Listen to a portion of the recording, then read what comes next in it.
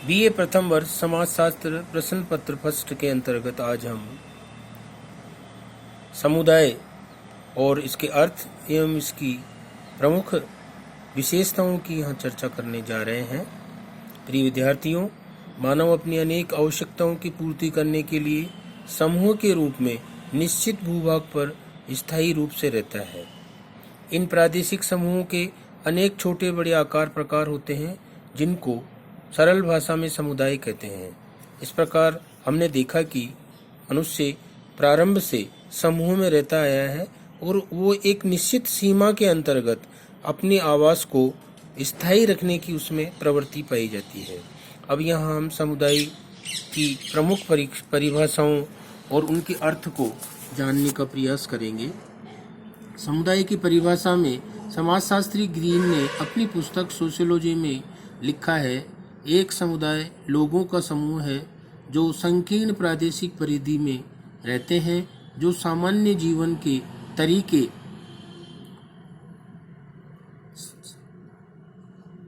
हिस्सा लेते हैं। संक्षिप्त में कहा जा सकता है कि एक समुदाय एक स्थानीय प्रादेशिक समुदाय है।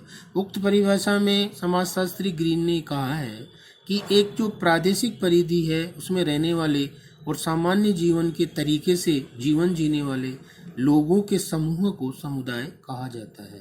दूसरे समाजशास्त्री आगवन एवं निमकॉफ ने कहा है कि समुदाय एक सीमित क्षेत्र में सामाजिक जीवन के पूर्ण संगठन को कहते हैं।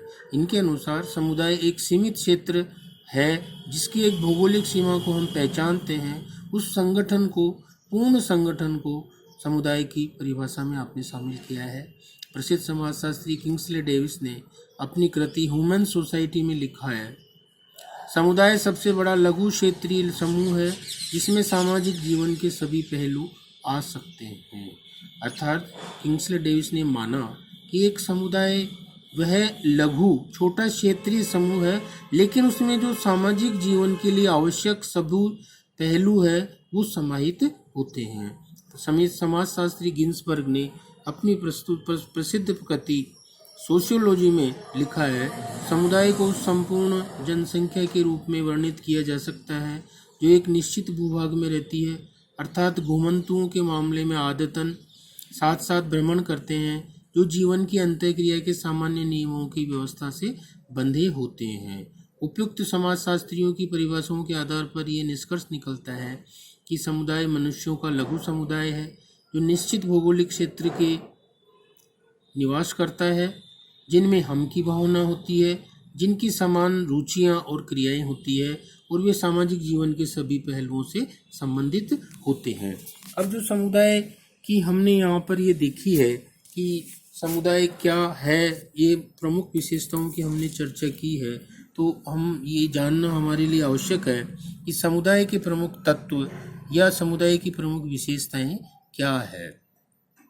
अनेक समाजशास्त्रियों जिनमें Kingsley Davis, MacIver Page, Dawson, Gettys, Ogburn तथा निमकॉफ, ग्रीन आदि ने समुदाय के प्रमुख तत्वों की विस्तार से विवेचना की है।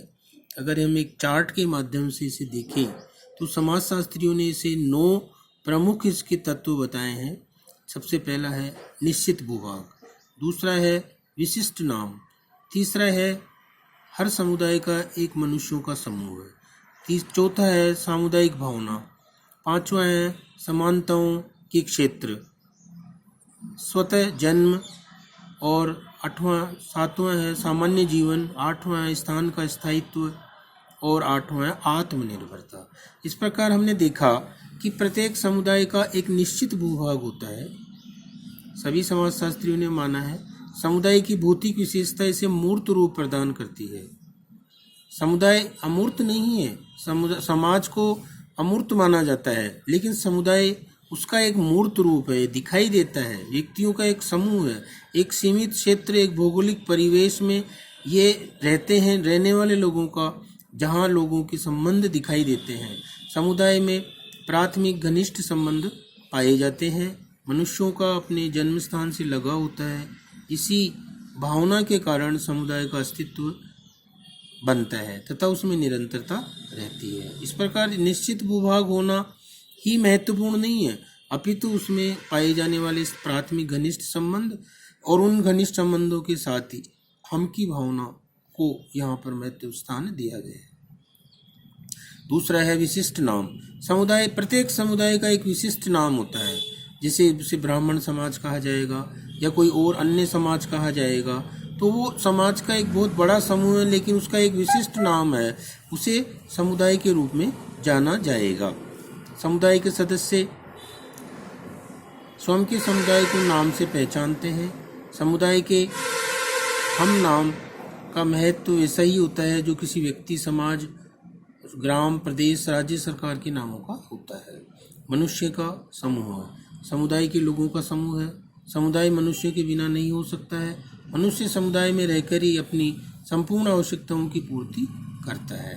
इसी प्रकार समुदाय में सामुदायिक भावना, अनेक लोगों के एक साथ रहने व छोटा समूह होने, प्राथमिक घनिष्ठ अंतर संबंधों के कारण हम की भावना का विकास हो जाता है। वहाँ लोग एक दूसरे से मिलकर काम करते हैं, वहाँ लोग एक दूसरे को नाम से जानते हैं, एक दूसरे के काम को पहचानते हैं और एक दूसरे पर परस्पर निर्भर भी रहते हैं। इसे सामुदायिक भावना कहा जाता है।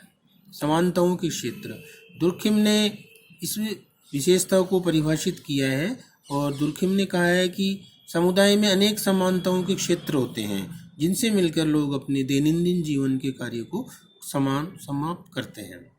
इसी प्रकार प्रत्येक समुदाय का स्वतः जन्म होता है।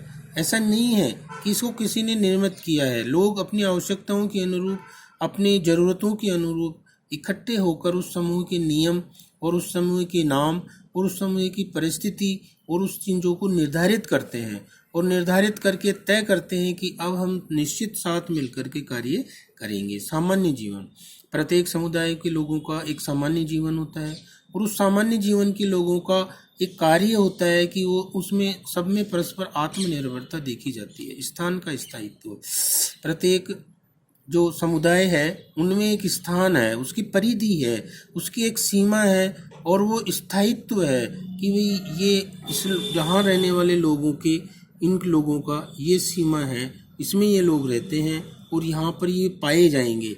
उसके बारे में ज़्यादातर समाज के लोगों को जानकारी होती है। आत्मनिर्भरता, यह एक समुदाय की महत्वपूर्ण विशेषता है या इसका तत्व कहा जा सकता है। प्राचीन काल में एक समुदाय अपनी सभी सदस्यों की लगभग सभी आवश्यकताओं की पूर्ति करता था, जिसे स्वराज या जिसे आत्मनिर्भरता कहा गया है और जिसे अनेक अर्थों में कहा जाता है कि जे ग्राम स्वराज, या जिसे कह सकते हैं कि अपने आप में एक इकाई के रूप में पूर्णतः एक समग्र के रूप में, एक इकाई होते हुए भी पूर्णतः समग्र के रूप में कार्य करने वाली जो विशेषता है उसे आत्मनिर्भरता कहते हैं। वहाँ छोटी से छोटी आवश्यकता को लेकर के बड़ी बड़ी आवश्यकताओं की पूर्ति उसी समुदाय के लोग करते हैं। सभी कुशल लोग, श्रमिक अलग अलग अपने विशेषीकरण के आधार पर उस समुदाय को अंतर्निर्भरता प्रदान करते हैं और समुदाय की उत्तरोत्तर प्रगति के लिए काम करते हैं। वहाँ लोगों के मध्य श्रम का विशेषीकरण पाया जाता है और इसीलिए समाज में, समुदाय में एकात्मकता और दृढ़ निष्ठा और घनिष्ठता की भावना होती है, क्योंकि लोगों को दूसरे समुदाय या दूसरे अन्य आवश्यकताओं पर निर्भर रहने की आवश्यकता नहीं है। वो स्वयं अपने आप में उनकी ज़रूरतें एक दूसरे से मिलकर पूरी करते हैं। और भारतीय समाज में तो जो समाज है वो पूरी तरह से समुदाय इस तरह से अंतर्निर्भर पाए गए हैं और भारतीय सामाजिक व्यवस्था में जो जजमानी व्यवस्था है वो समुदाय की द्वारा कार्य करने का एक बहुत अच्छा उदाहरण भी माना जा सकता है। वर्तमान में अधिकतर समुदाय परस्पर अंतर्निर्भर हो गए हैं। अभी वर्तमान में संचार के साधनों के कारण, यातायात के साधनों के कारण और अनेक कारणों के कारण समुदाय की जो मूल विशेषताएं या तत्व है या प्रकृति है उनमें परिवर्तन आया है। तो हम कह सकते हैं कि उनमें बदलाव आया है, क्योंकि वैश्वीकरण के प्रभाव ने समस्त सामाजिक संस्थाओं में व्यापक बदलाव किया है। तो इस बदलाव को समझने के लिए हम आने वाले आगामी अध्यायों में या पाठ्यक्रम की जो हमारे अन्य उत्तरोत्तर दूसरे विषय हैं उनमें चर्चा करेंगे और समुदाय के साथ ही उनको भी तुलनात्मक रूप से देखने का प्रयास करेंगे। धन्यवाद।